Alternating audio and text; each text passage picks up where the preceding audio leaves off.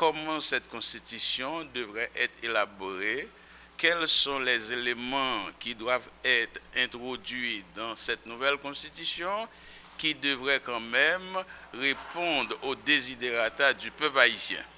Nous avons parlé également de l'organe qui doit charger de la réalisation des élections. Donc il y a un ensemble de propositions que nous faisons en termes de modernisation de organes. Par exemple, nous faisons proposition qu'au lieu que pour être capable de penser à conseil électoral permanent provisoire, mais est capable de penser de préférence à un nouveau nom tel que le collège électoral national indépendant, dont le cycle serait CENI. On a défini maintenant la mission de ce CENI et comment CENI ça lui-même doit organiser. On a parlé également de la décentralisation, comment il faut rendre effectifs les départements en termes d'autonomie administrative, autonomie financière et autonomie fiscale. On a parlé également des modes de désignation de ces responsables qui auront à diriger, à siéger comme responsables dans les départements. On a parlé également de la question du bicaméralisme. Est-ce qu'il faut adopter le monocaméralisme ou bien est-ce qu'il faut adopter le bicaméralisme? On a fait des propositions en ce sens. On a parlé également du bicéphalisme de l'exécutif. Un président et un premier ministre, faudra-t-il conserver le bicéphalisme exécutif? Faudra-t-il avoir un président avec un vice-président?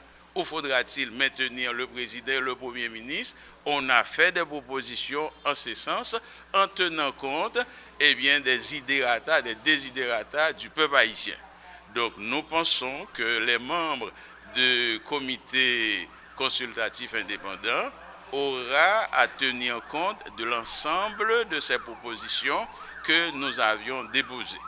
Donc nous autres de la Chambre de commerce du Centre, on a déposé 2 mémoires dans lesquelles on a fait des propositions et on est allé dans nos propositions, même la déconcentration des pouvoirs publics, à savoir qu'il faudra rendre déconcentré.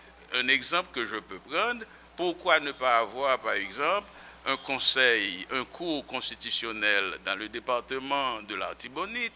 Pourquoi ne pas avoir le Parlement peut-être soit dans le département du Centre? Pourquoi ne pas avoir par exemple le siège du CSPJ dans la ville des Cas, etc.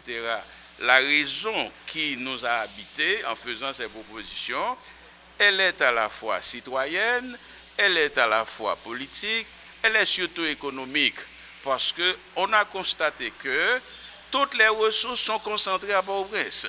Donc Port-au-Prince représente environ 60% de la République d'Haïti. C'est pourquoi quand on a un petit bagage dans Port-au-Prince, c'est tout le pays qui est bloqué.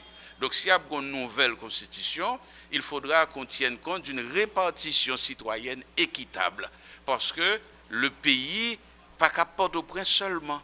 Donc il y a 10 départements, il faut une répartition objective des ressources du pays.